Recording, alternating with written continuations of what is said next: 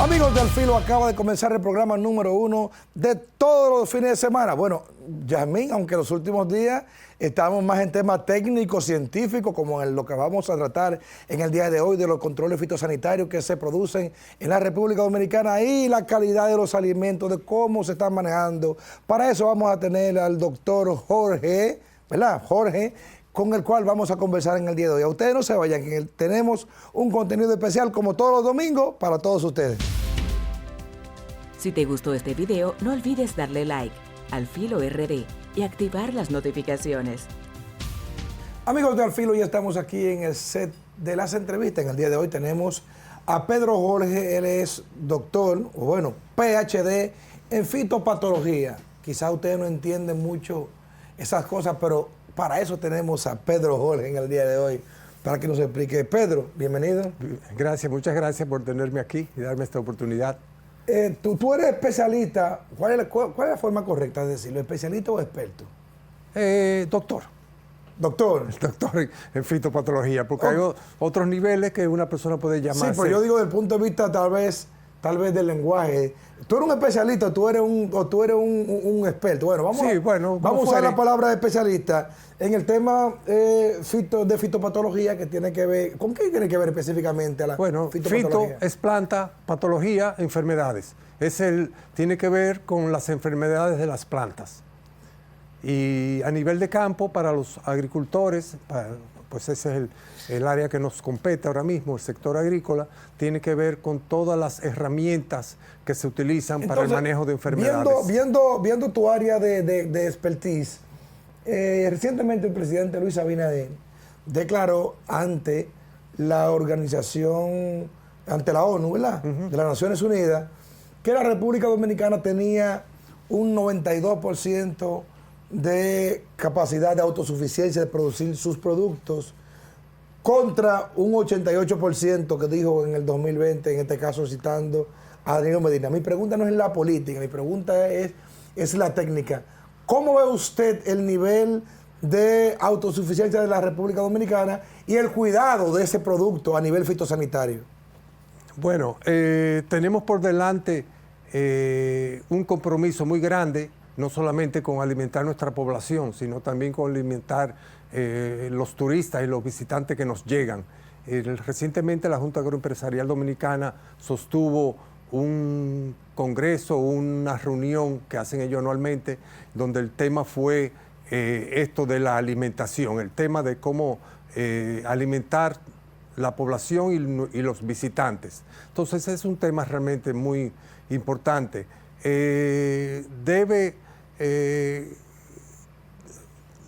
Debe estructurarse un sistema realmente de producción a futuro, programado, donde se le dé seguimiento realmente a todos los aspectos de la producción y se le dé apoyo a los productores. A propósito con el caso específico de las plantas, ¿verdad? O de los frutos. Sí. Pero aquí tenemos una condición, es que en los últimos años los niveles de importación han crecido hasta un 300%. Pero cuando viene una planta o cuando viene un fruto, ese fruto viene muchas veces con pesticidas o viene con un sinnúmero de patologías, muchas veces que no son propias de nuestro ambiente. ¿Cómo afecta eso? ¿Cómo afecta eso a la producción nacional? Los permisos de importación son controlados por el Ministerio de Agricultura y están enfocados a no alterar lo que sería el sector agrícola del país. A veces lo altera, hay mucha competencia entre importadores y productores. Lo que es los residuos de plaguicida, me preocupa mucho los residuos de plaguicida de los productos agrícolas que nosotros cultivamos aquí. O sea, ¿le preocupa más lo que se producen aquí que lo que llegan? Sí, porque importamos de países donde hay muchas restricciones y controles en cuanto a lo que es residuos de plaguicida, y ya sea para la producción del país o para la exportación deben cumplir con esos requisitos. ¿Cuál es el área de producción nacional que más utiliza plaguicidas que afectan a la salud del dominicano? Bueno, son conocemos que el arroz usa bastante plaguicidas y es un cultivo primordial.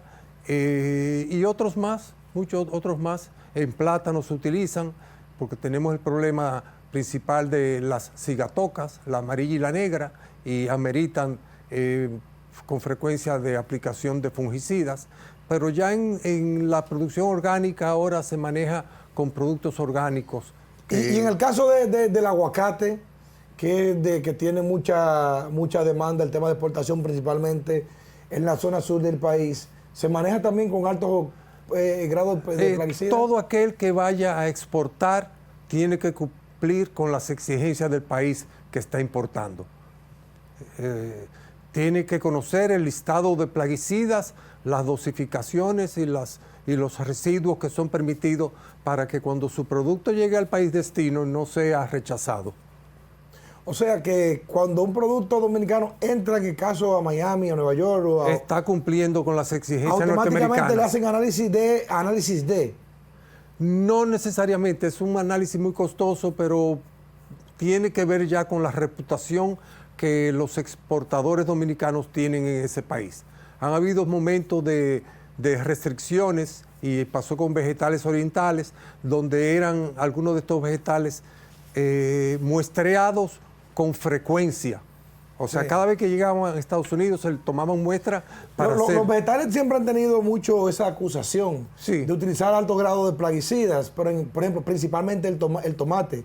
¿Sigue siendo eso un problema para poder mantener el tomate vivo o ya aprendieron a descargarlo más orgánico? No es que sea más orgánico, pero se está manejando de una manera más competitiva. Recuérdate que los plaguicidas están muy costosos y realmente aplicarlos medalaganariamente implica un dinero que realmente estos son productores grandes, comerciales, que suman y restan antes de hacer acciones. Y tienen equipos de técnicos especializados en esos cultivos que consideran todos esos aspectos antes de tomar una decisión. Hace poco hemos visto varias patologías, no sé si el nombre aplica de manera correcta al decirlo. Por ejemplo, la mosquita blanca,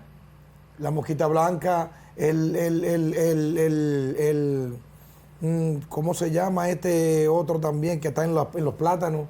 O sea, hay varios parásitos, lo voy a decir con mi lenguaje. Hay varios, el caracol o babosa, no sé cuál, que recientemente se anunció públicamente. En el caso de la mosquita en la zona este, en el caso del caracol en la zona norte para el tema de los bananos. ¿Ya se corrigieron esos problemas o sigue siendo un problema? Si es por algo reciente que mencionas, no es la mosquita, porque generalmente lo que llamamos la mosquita es la mosca blanca. El problema en el este fue la reintroducción de la mosca de la fruta, que ya hace una semana aproximadamente fue considerada erradicada por el Ministerio de Agricultura y hasta hizo un evento para hacer este anuncio. Erradicada. ¿Y una patología se puede declarar erradicada? Sí. En el proceso de introducción de plagas cuarentenarias a un país, dependiendo del momento en que sea detectada y de las herramientas que estén disponibles para manejarla, puede erradicarse. ¿Usted dijo plagas qué? Cuarentenarias. Cuarentenarias. ¿Cuáles son las plagas cuarentenarias? Las que no están en el país y son de importancia económica para nuestros cultivos. ¿Cómo se manejan entonces las plagas cuarentenarias? Como se manejó la mosca del Mediterráneo. Cuando entra y se detecta antes de que se distribuya de una manera general, porque después que hay distribución general en un país, ya está establecida y se imposibilita la erradicación. Cuando se detecta al entrar al principio, puede acordonarse y tomarse todas las medidas del lugar para destruirla y eliminar su población. Y mantener un monitoreo hasta que se asegura 100% de que fue eliminada. Entonces, aquí tenemos áreas, por ejemplo, en Baní están los mangos, en San Cristóbal, Azua, está el tema del aguacate, para el norte están los bananos. En el caso de los bananos, tienen una característica muy importante, y es que van regularmente a Europa y somos líderes Sí. en exportación de bananos orgánicos. ¿Son orgánicos del todo? Tienen que estar certificados. No, pero es otra cosa. Sí. Eso es manejo. Sí. Eso es manejo. No. ¿Son realmente orgánicos? Sí, No pero usan ningún pesticida. no usan pesticidas aprobados por la certificadora.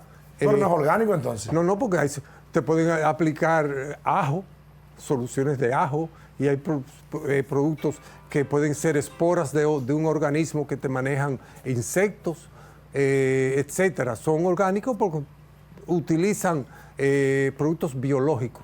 No hace tanto tiempo, esos exportadores de banano tuvieron muchos problemas con las importaciones. O sea, no sé qué pasaba, si lo estaban rechazando allá o aquí no había control o tenían algún aspecto, alguna plaga. ¿Qué es lo que estaba pasando? Bueno, en varias ocasiones han tenido inconvenientes. A veces puede ser problema de calidad, de madurez, que cosechado antes o después y luego llegan al mercado. ¿Y cómo ocurre esto? ¿No se cumplen los ciclos? Es que a veces no todo el mundo cumple con todos los requisitos y se le pueden escapar algunas cosas.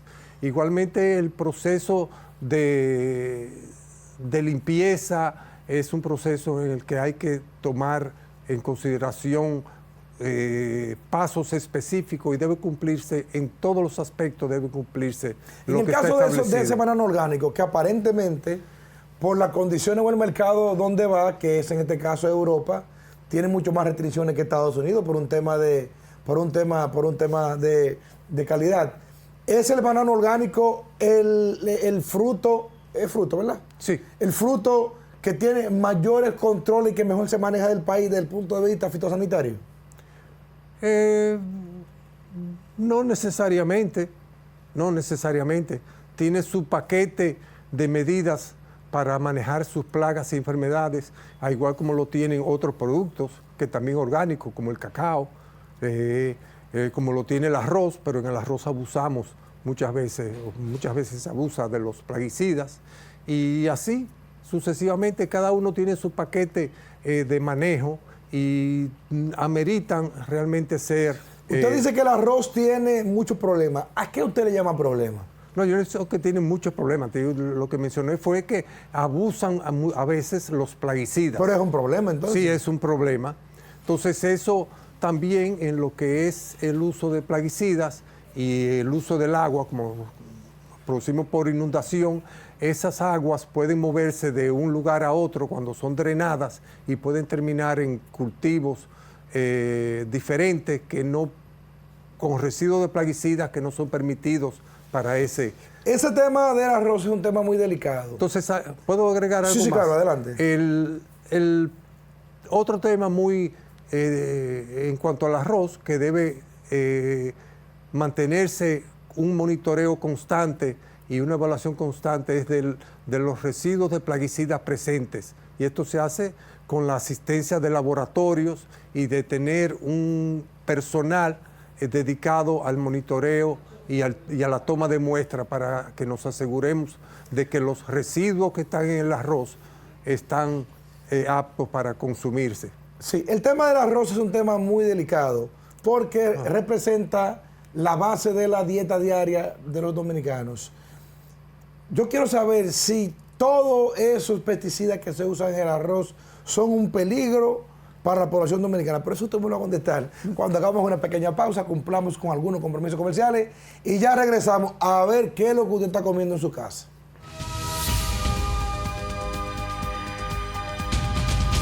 Para mantenerte al tanto de nuestra programación, síguenos en nuestras redes sociales a través de nuestro usuario @VTV Canal 32 para Facebook, Instagram, Twitter, YouTube, LinkedIn, TikTok y Threads. Síguenos en @VTV Canal 32.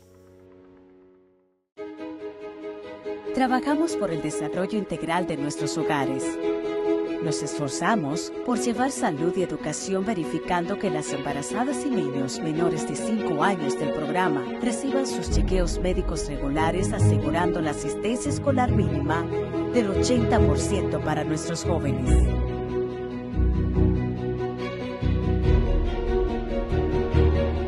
En Supérate, creamos un futuro para tu familia.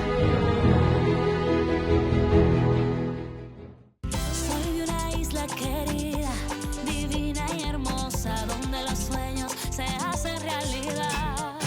República Dominicana, te llevo por dentro. Sus playas te enamoran y por sus ríos corre la esperanza.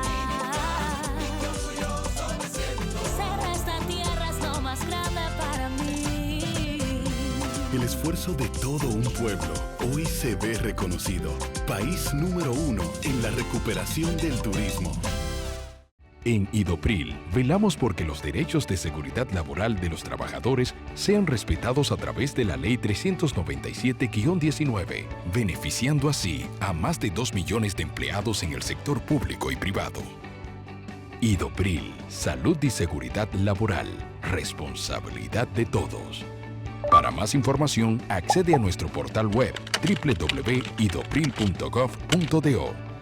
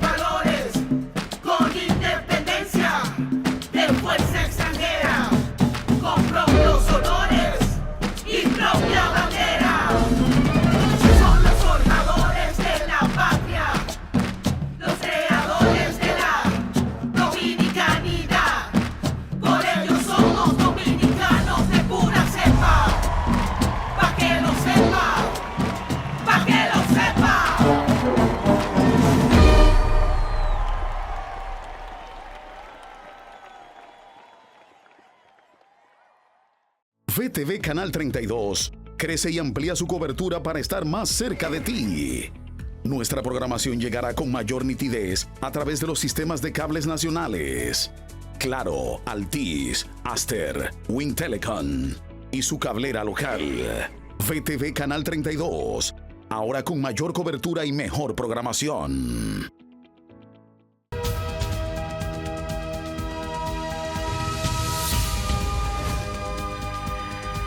Continuamos. Antes de irnos a la pausa, ¿hay peligro o no hay peligro con el uso de los pesticidas en el arroz? ¿Puede la gente comer arroz tranquilo? Sí, podemos comer arroz tranquilo. Lo que debe sí es dársele un seguimiento para asegurarnos de que en ningún momento pueda haber residuos. ¿Y hay seguimiento de parte del Ministerio de Agricultura o de los organismos? El que se está haciendo ahora específicamente en este momento en arroz y lo que tiene que ver con muestreo y inocuidad no estoy actualizado. Hay laboratorios disponibles y si hablo sería sin tener realmente conocimientos fundamentados. Sí puedo decirte que el arroz históricamente, al igual que los vegetales de Constanza, aunque ya significativamente ha disminuido el abuso de plaguicidas, son vegetales y cereales que el Estado debe mantenerse dándole un seguimiento estricto, constante, año tras año, a lo que son los residuos de plaguicidas en ellos. Hay un tema que no sé si es de su conocimiento, pero yo sé que es de interés nacional, y es el tema medioambiental. El tema medioambiental, lo que tiene que ver con la deforestación, pero al mismo tiempo con la forestación. Aquí se están sembrando plantas muchas veces que no son acorde con la fauna que tenemos nosotros, que son dañinas para el medio ambiente, que no representan o que no están formando una capa boscosa como corresponde. En el caso del tema fitosanitario, es la palabra, ¿verdad? Fitosanitario, ¿cómo tiene que ver el cuidado patológico de estas plantas que se siembran en todo el país o las que ya tenemos? El proceso de reforestación ha cambiado mucho. Aprendimos que con la introducción de plantas y especies introducidas al país, nuevas, sus procesos de adaptación a veces es deficitario y por eso es que mueren, no crecen vigorosamente, etc. Ya lo que es el medio ambiente, el ministerio, ellos están enfatizando mucho lo que es reforestar con nuestras propias especies ya establecidas. ¿Cuáles son las en el especies país. dominicanas así que se pueden usar? Depende dónde se vaya a sembrar. En las montañas se utiliza mucho pino. En algunas zonas se están introduciendo frutales y otras especies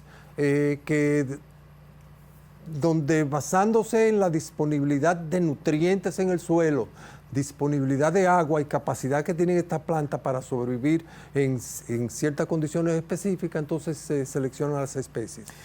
Sí, y desde el Estado Dominicano, no sé, ¿usted trabaja en alguna institución del Estado? No estoy ahora, yo soy consultor. Usted es consultor, bueno, pues entonces tiene regularmente mucha cercanía con proyectos con el propio gobierno, que es, en este caso, el principal empleador de ese tipo de, sí, a veces. de cosas. En el caso del Estado Dominicano, ¿qué se está haciendo, si usted conoce, desde el punto de vista de los controles de las patologías en las plantas, si se está haciendo algo para mejorar todo esto?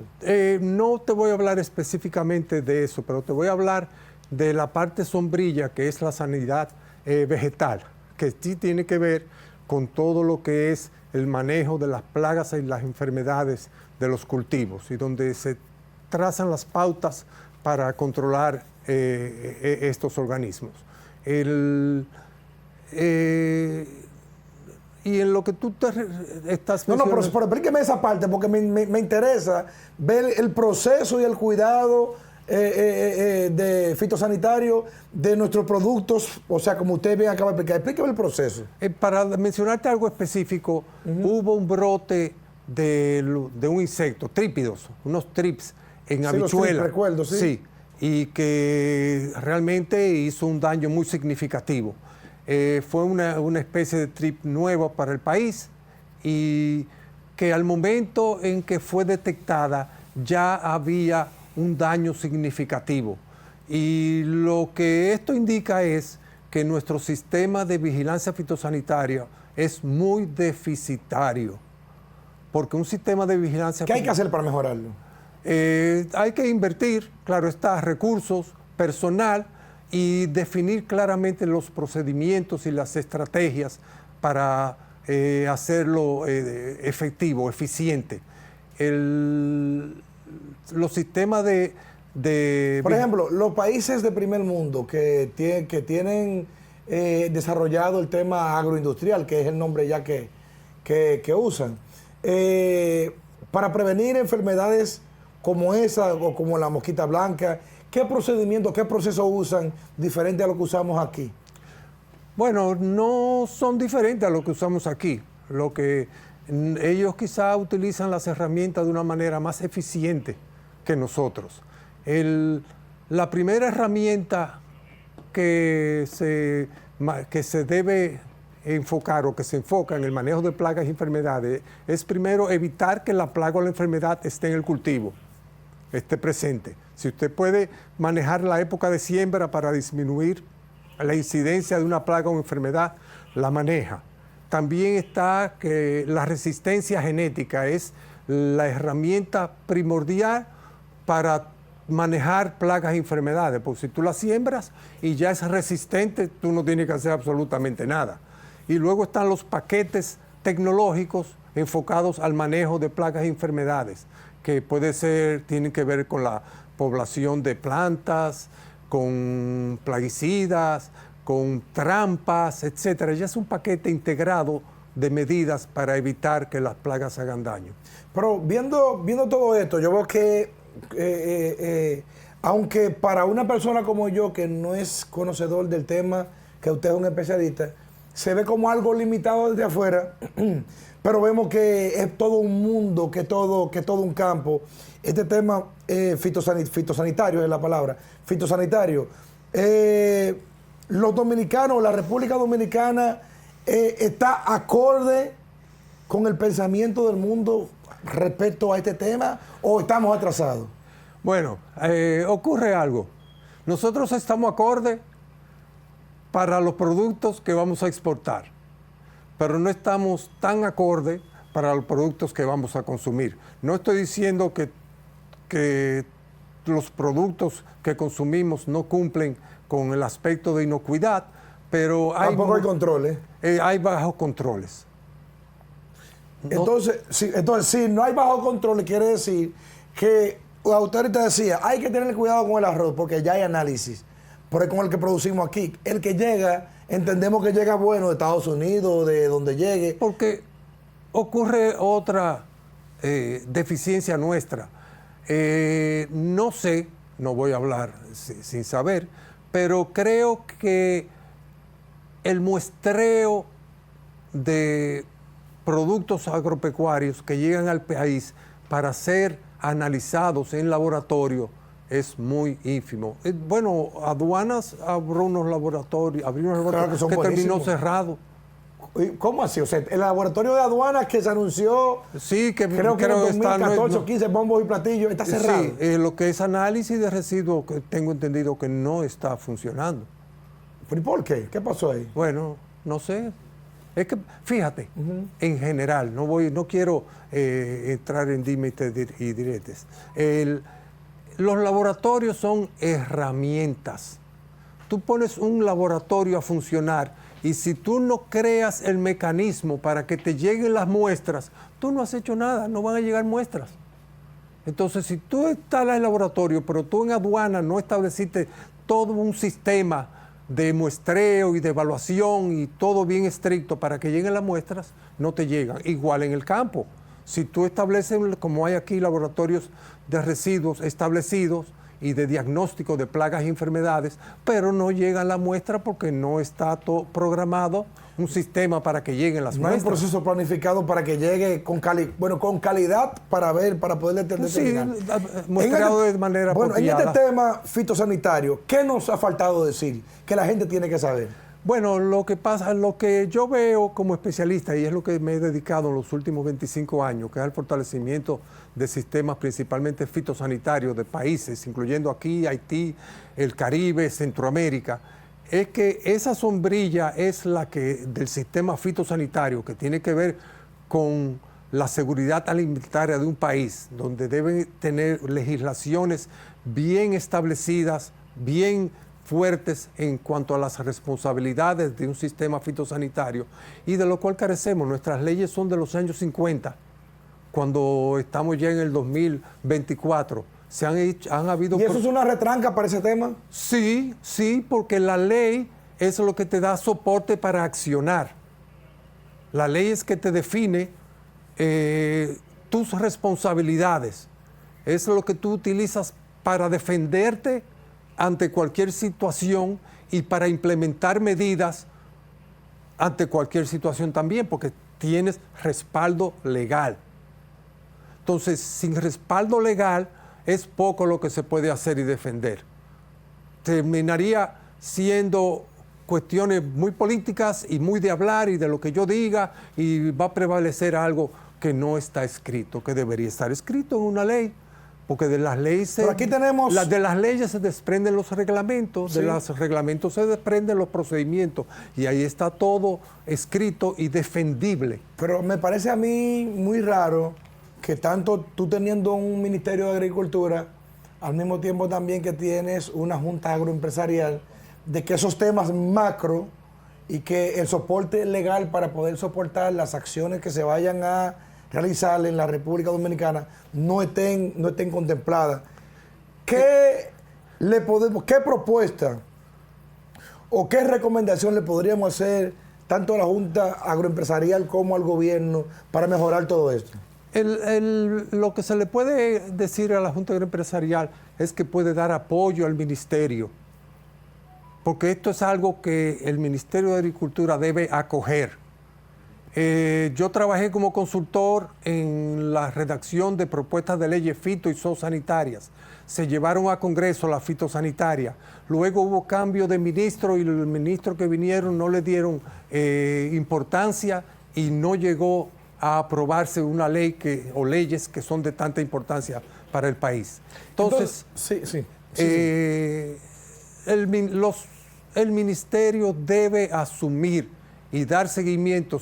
Esta ley llegó a discutirse en el Congreso, pero si el ministerio no asume su responsabilidad, y fue sometida por el ministerio, yo como consultor la llevé a sometimiento a través del ministro y del equipo de trabajo que participamos. Entonces, doctor, finalmente, ¿a qué le llamamos ya entonces sanidad alimentaria o alimenticia? Que me imagino que... El término es seguridad alimentaria. Es seguridad alimentaria. Seguridad Desde el punto de vista macro, que son los temas que usted maneja, ¿a qué le llamamos? ¿A qué le llamamos y cómo podemos lograrla los dominicanos? La seguridad alimentaria de un país es algo que para los diferentes estamentos, lo que es el Ejecutivo, lo que es el Ministerio de Agricultura, etcétera, es algo primordial. Y como seguridad alimentaria, las legislaciones son mucho más estrictas para que sea favorecida la seguridad alimentaria. Cualquier inconveniente que pueda ocurrir y se detenga por como va este mundo, uno nunca sabe, lo de Ucrania, los cereales, etcétera. Uno nunca sabe en qué momento realmente las importaciones pueden ser afectadas o pueden llegar a un costo no alcanzable por la mayoría de dominicanos. Y debemos nosotros asegurarnos de que el país tiene la capacidad de producir para su población. Doctor, muchísimas gracias. La verdad que hablar de estos temas que tienen que ver siempre con todo lo que es la seguridad alimenticia o alimentaria de un país, además de los procesos, la calidad y el cuidado que hay que tener para el bien de los dominicanos, es algo muy interesante. Agradecemos mucho su participación. Muchas gracias. Y ojalá que también pueda regresar con nosotros a hablar de todo esto. Sí, hay otros temas de mucho interés que son temas sombrilla para fortalecimiento de la seguridad alimentaria del país. Bueno, a ustedes no se vayan, hacemos una pequeña pausa y regresamos ya con la parte final del programa.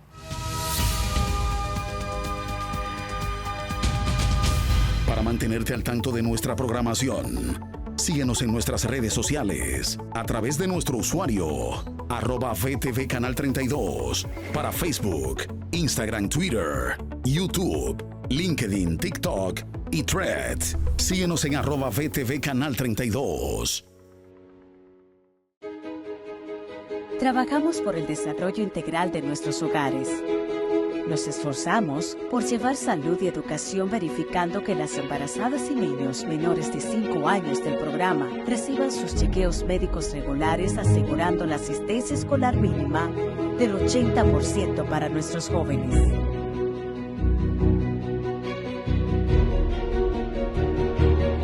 En Supérate, creamos un futuro para tu familia. Soy de una isla querida, divina y hermosa, donde los sueños se hacen realidad. República Dominicana, te llevo por dentro. Sus playas te enamoran y por sus ríos corre la esperanza. Ser esta tierra es lo más grande para mí. El esfuerzo de todo un pueblo hoy se ve reconocido. País número 1 en la recuperación del turismo. En Idopril, velamos porque los derechos de seguridad laboral de los trabajadores sean respetados a través de la Ley 397-19, beneficiando así a más de 2 millones de empleados en el sector público y privado. Idopril, salud y seguridad laboral, responsabilidad de todos. Para más información, accede a nuestro portal web www.idopril.gov.do.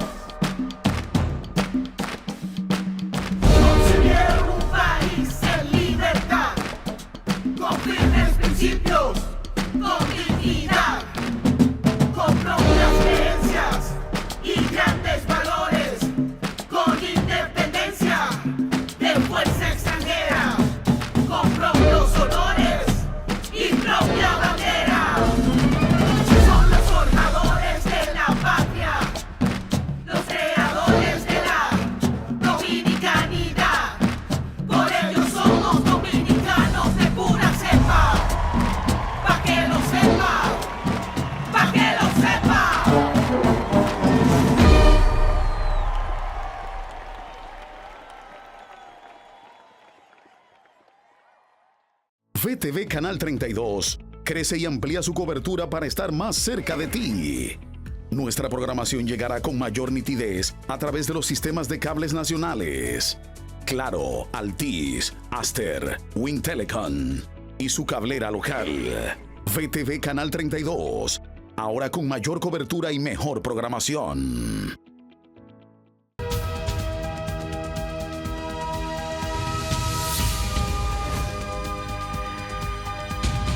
Amigos, ya regresamos. Conversábamos sobre el tema educativo como condición para el nacionalismo. Usted me explicaba que hay una condición de retroalimentación, de aprendizaje, y decía, ¿qué falta entonces? Sí, no, realmente cuando tú eres más educado, tú llegas a un respeto inusitado por el otro. En ese sentido, por ejemplo, faltan los métodos, los abordajes. Cuando tú lees, por ejemplo, puedes captar un 10%. Si oyes a otro leer, puedes captar un 20%. Si le enseñas cartas... Regrese para atrás. Si usted lee... Tú captas un 10% de lo que tú lees. Okay. Si escuchas a otros leyendo, captas un 20%. Si ves cartas y sonidos, tú vas a captar un 30%. Si es a través del cine, por ejemplo, tú puedes captar un 50%. El teatro, un 70%. Pero ¿cuándo es que el niño capta un 90%? Cuando él es el actor. El actor principalmente de la obra, cuando es él el que se equivoca. ¿Cómo hacemos eso?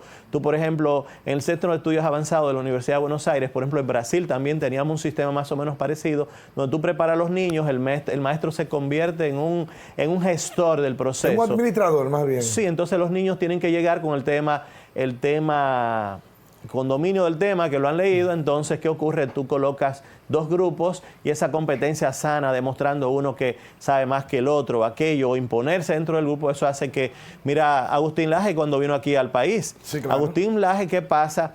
Mira cuando su conversación con el doctor Héctor Heredia, quizá el doctor Héctor Heredia tenía todas las mayores condiciones porque quizá tenía un nivel de estudio más elevado. Más conocimiento, pero menos capacidad de comunicar. No, lo que pasa es que el doctor Héctor Heredia pudo utilizar sus recursos de conocimiento de la misma psiquiatría. Cuando la otra persona llega un momento que se sale fuera de su autocontrol, pero tú tienes que saber que Agustín Laje estaba hablando de un tema que se lo ha leído quizás 100, 200 veces. Que es un polemista también. No, pero que ya también, ya ha colocado esa información, no dentro de la memoria episódica, sino dentro de la memoria de procedimiento, es decir, que está a nivel posterior. Ya lo hace automático, es lo mismo que tú quieras hacer. ¿Cuál es la diferencia? ¿Memoria episódica y memoria...? La memoria episódica es la memoria de los recuerdos, está en el hipocampo, que es la quinta circunvolución del lóbulo temporal. Entonces, ¿qué ocurre?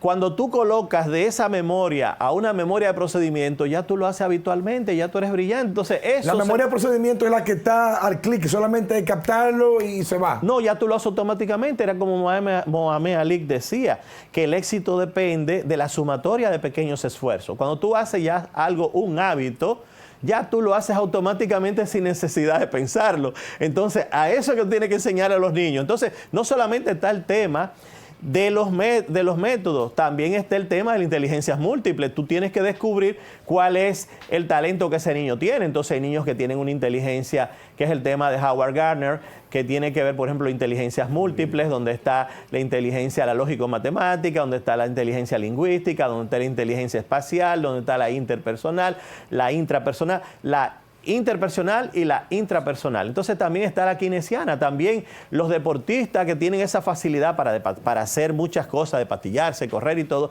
es un tipo de inteligencia. Pero déjame aprovechar su conocimiento en el área. ¿Qué nos pasa cuando tú tienes una información que tú la sabes y tú dices, la tengo en la punta de la lengua, pero no recuerdo la información? Excelente pregunta. Simplemente darles un poquito más de tiempo al cerebro y esa información va a llegar. Quizás por la presión, por el estrés, si estás un poco más relajado, es lógico que la vas a tener más rápido. Es decir, eso tiene que ver con lo que es la plasticidad. La plasticidad, cuando, por ejemplo, se investigó el cerebro con Miriam Diamond, que fue la última que descubrió que el cerebro de Albert Einstein no tenía más neuronas, no, tenía más plasticidad, es decir, más conexiones y otras células que son células gliales y astrocitos, que son importantes en la inteligencia del ser humano. Entonces, ¿puede una persona... Porque ya ahora nos hemos ido a neurociencia, ¿verdad? Sí. Pero puede una persona con un índice o una capacidad intelectual superior con un IQ, ¿verdad? Es la palabra. Un QI. Sí, un IQ superior Sí. Y otro con uno inferior, el de inferior tener mayor capacidad de comunicación, porque la información la tiene más externa que interna. Todo es una práctica. Hay que ver, por ejemplo, cuando llegaron a este mundo tan avanzado de la tecnología, ¿qué hace? El cerebro se va habituando a no utilizar la memoria. Entonces, ¿qué pasa? Los niños están agotando sus niveles de serotonina. La serotonina tiene que ver con la atención. Para tú aprender, tú tienes que atender, tú tienes que dedicarte, darle un poco de tiempo. Entonces, ¿qué ocurre? Si no hay atención, entonces tú no aprendes. Tú necesitas la computadora para poder... Es decir, es como si tú vas creando, como dice Michel Bourget, un ministro de educación francesa, él dice que estamos creando cretinos digitales, tenemos que volver a la educación anterior. Entonces, en ese sentido, hay que tener cierto cuidado, hay que cuestionar, hay que hacer que, por ejemplo, el hábito de que el niño ya aprenda las cosas de manera habitual. Cuando tú no recuerdas algo es simplemente entrenar la memoria, entrenar entre memoria. El éxito depende de la sumatoria de pequeños esfuerzos. Cassius Clay fue mejorando un movimiento, y llegó un momento que lo hacía de manera natural, pero ¿cuántas veces lo habrá ensayado? ¿Y cómo se logra llevar ese sistema que usted ha planteado de manera teórica, conceptual, a la práctica en una educación, en una educación nómada como la que tenemos hoy? Bueno, hay que ver también, porque hay que ver. No es lo mismo tú enseñarle a un niño lo que es matemática que enseñarle un idioma. Por ejemplo, en matemática tú tienes que razonar. En el idioma tú simplemente lo vas, poco a poco vas viendo, aprende 10 palabras todos los días, escucha las canciones que oigas en inglés y llega un momento que de manera automática. Ahora, cuando tú aprendes un idioma, el segundo te es más fácil, el tercero, y aquellos que hemos tenido la oportunidad de tener que sobrevivir en países diferentes, hemos tenido que sobrevivir y hemos tenido que aprenderlo. ¿Cuánto idioma usted habla, doctor? Bueno, yo realmente estuve trabajando en Brasil 8 años.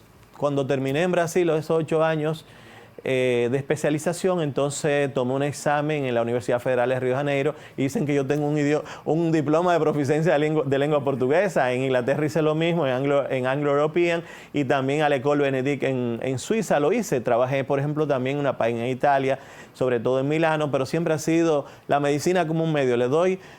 Tengo mucho amor por la medicina y amor por la política, en cierto sentido, porque la política es como un instrumento para tú poder construir un mundo. ¿Cómo usted llega a la política? Porque a mí me sorprende de verdad. Regularmente, por lo menos en nuestros países pobres, la política lo hacen la gente de mayor necesidad. Con esto no digo que usted como en su profesión o como persona no tenga, sino que la clase pobre, abajo, las masas, los frentes, la base estudiantil o la juventud de un partido político regularmente es el que hace política porque lo ve como un ascenso social. ¿Cómo ve usted la política entonces, que no tiene esas necesidades?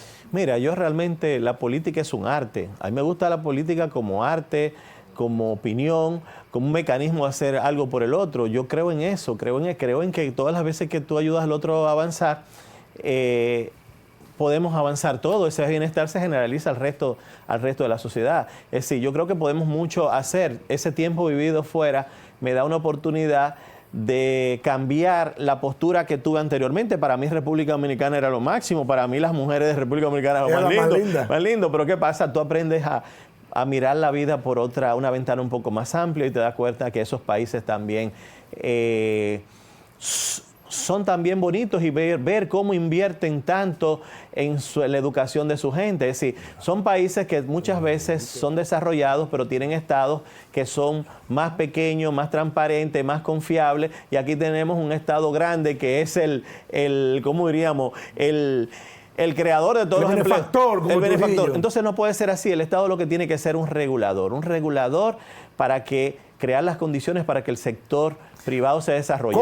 Doctor, ¿cómo ve usted los partidos políticos de la República Dominicana en estos momentos? Mira, están...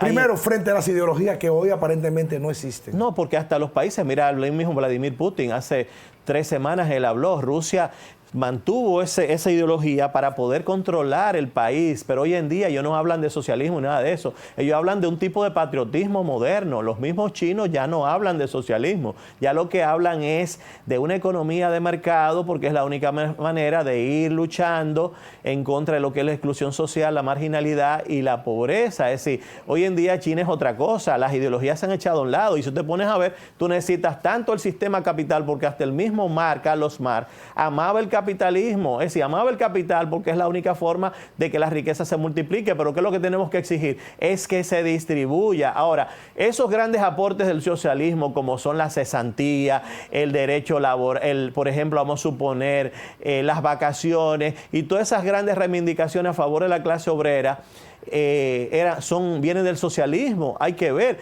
hay que tomar un punto intermedio, es decir, sería un centrista. Es un tema ahora mismo de discusión, el tema de la cesantía. Es un tema de discusión que los empresarios dicen de que la cesantía es una retranca para el desarrollo de la industria. ¿Qué opinión le merece? No. Lo que hay que llegar a acuerdos nobles entre las partes. Por ejemplo, el dueño de los medios de producción, Carlos Marx, planteaba que tuvimos equivocado en ese sentido, o tuvieron la muerte de tantos jóvenes dominicanos y muchos latinoamericanos porque se habían leído el manifiesto. El manifiesto, por ejemplo, decía, que es una de las obras de Carlos Marx, de que los medios de comunicación... ¿Manifiesto comunista? Sí, de que los medios de comunicación había que tomarlo en base a la revolución, y no es así. Juan Bosch planteó una forma de transformación pacífica a través de la educación. Yo creo que lo que hay que llegar, por ejemplo... ¿Es una dictadura con respaldo popular? Yo diría, ¿qué te puedo decir? Bueno, el caso de Lenin fue una dictadura con respaldo popular. Recuerda que cuando ellos perdieron las elecciones, que llamaron una elección, Fanny Kaplan, el atentado que Fanny Kaplan le hizo a Vladimir Lenin, que le dio 2 disparos, fue porque ella era contrario a que no era una dictadura, a lo que ellos querían. Y eso fue lo que impusieron por tantos años, sometieron un país a falta de desarrollo hasta un momento que llegó al límite, y por eso fue que se cayó, es decir, pero fue importante en su momento para poder mantener la integridad territorial en ese momento. Entonces, ¿cómo los partidos políticos pueden mantener hegemonía filosófica, conceptual, de que un miembro esté educado, que esté formado, que tenga una educación plena, que pueda tomar decisiones correctas, si no hay ningún tipo de control educacional, formación y educativo? No, nosotros, por ejemplo, en mi partido tenemos que volver a la mística, a los métodos de trabajo, a esa formación que existía. Por ejemplo, tenemos que volver a los métodos de trabajo con relación a la toma de decisiones, con relación a la... es decir, tenemos que fortalecer todas esas habilidades que sí existían. Ahora, ¿cómo se ha mantenido un partido durante 103 años?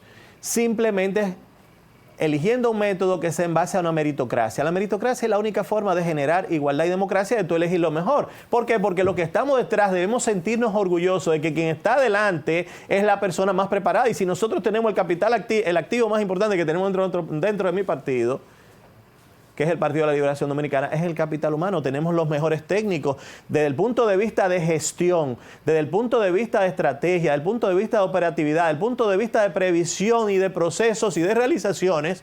Nosotros fuimos mejores y lo demostramos. Es decir, ¿qué está pasando hoy en día con un... ¿Y qué pasó con el tema corrupción entonces? ¿Qué está señalado? Sí, no, realmente tú sabes que en todo, lo que es el hecho de ser corrupto o no, es algo que es inherente al ser humano, no a la entidad. La entidad sigue siendo la misma. Ahora, tenemos que reconocer que hay algunos que se salieron fuera de rumbo y que en vez de elegir ser correcto o incorrecto, eligieron ser incorrecto. En vez de ser justo, injusto. Hoy en día no tenemos un sistema de justicia. El sistema de justicia, aquí no hay igualdad de derechos. Y si no hay igualdad de derechos, no hay posibilidad de desarrollo. Es decir, ¿qué vas a hacer? Tú tienes un 4% de la población que controla la mayor cantidad de la riqueza. Es decir, el 1% tiene el 22% de toda la riqueza que se produce anualmente. Entonces, ¿qué ocurre? Es el doble que en países desarrollados. Tienes un 4% que independientemente trabajen o no trabajen, ya han generado intereses para poder vivir toda su vida y de generación en generaciones que no se gastan. Hay un 11% que sí vive, pero en base a préstamos, tienes buenos autos, y el 85% de la población está en malas condiciones. Hay entre un 82 y un 83% de personas en condiciones de vulnerabilidad financiera. Es decir, que hemos elegido todos los años, cada gobierno que pasa, todas las elecciones, cada gobierno deja un déficit. Se gastan el dinero que podríamos invertir en las personas, se gastan en ganar una elección. En ganar una elección, porque aquí no se gana elección muchas veces por talento, sino se gana comprando a las personas, convirtiendo a las personas en activos, en mercancías, y luego lo que le interesa es sacar los beneficios de esa inversión que se ha hecho, no política. Eso es clientelismo, eso es servilismo, eso es politiquería. Mira el gobierno actual, al nivel de endeudamiento que nos ha llevado.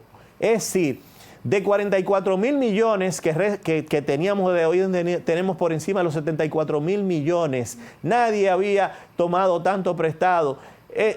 Tiene la menor inversión pública en los últimos 60 o 70 años. Decía, a pesar de un mal desgobierno, tenemos una oposición que no hace exactamente, y unos que son dueños de corporaciones económicas, y que en el fondo, cuando tú miras las cosas desde ese punto de vista, entonces las cosas es muy difícil que avancen, porque tiene que haber algo de desprendimiento, la política es algo que es diferente, que tiene que ver con el bien común, con el interés general, el bienestar colectivo, el desarrollo de todos, es decir, la preservación de derechos que son fundamentales para que las personas se desarrollen. Si la gente no se desarrolla, imagínate, vamos a seguir teniendo problemas. Sí, de verdad que es muy interesante conversar con usted, doctor. Yo creo que una entrevista no es suficiente para poder abordar el tema. Nos queda todavía todo lo que tiene que ver con el proceso del Partido de la Liberación Dominicana, en este caso su congreso, en el cual usted también tiene aspiraciones a su comité central. Pero antes de irnos ya, ojalá que nos pueda hacer un brief de los deseos y el por qué desea llegar ese organismo de ese importante partido, para, como ya no se nos acabó el tiempo, pero para aprovechar y no se vaya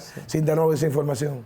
No, realmente me interesa que el partido sea más funcionante. Hay que ver que hemos perdido lo que era la funcionalidad desde el punto de vista, ya muchos intermedios se han convertido en clientelares. Entonces, ¿qué ocurre? Volver a la educación, volver a la base, volver a aquellos principios como era el amor a tu país, el patriotismo, la libertad, el desarrollo, la solidaridad, la identificación con los más vulnerables, de que se nos respetábamos porque éramos un partido organizado, donde existía una disciplina. Entonces, prácticamente a contribuir, colocar un grano de arena de por lo menos lo que he aprendido en el extranjero. Supuestamente yo fui becado por la Organización de Estados Americanos cuando salí fuera de mi país. Fue a hacer una especialidad que no fue una especialidad médica, sino especialidad del punto de vista de la sociología y la política.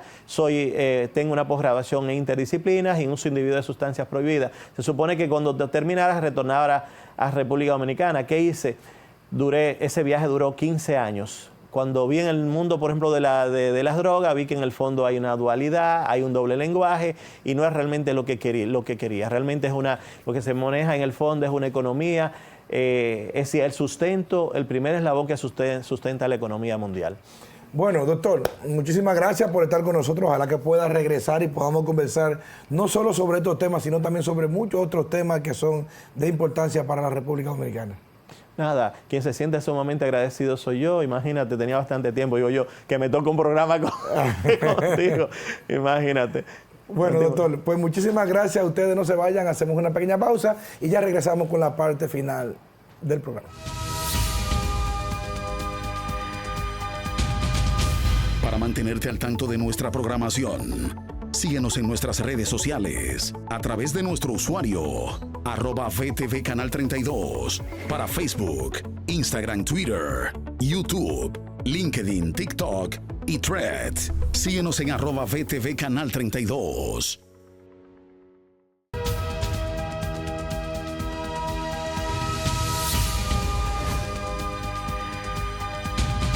Amigos, muchísimas gracias por quedarse con nosotros toda una hora. Para nosotros, para VTV, Canal 32, para la producción de Al Filo, es un placer que nos acompañen y será pues hasta una próxima semana.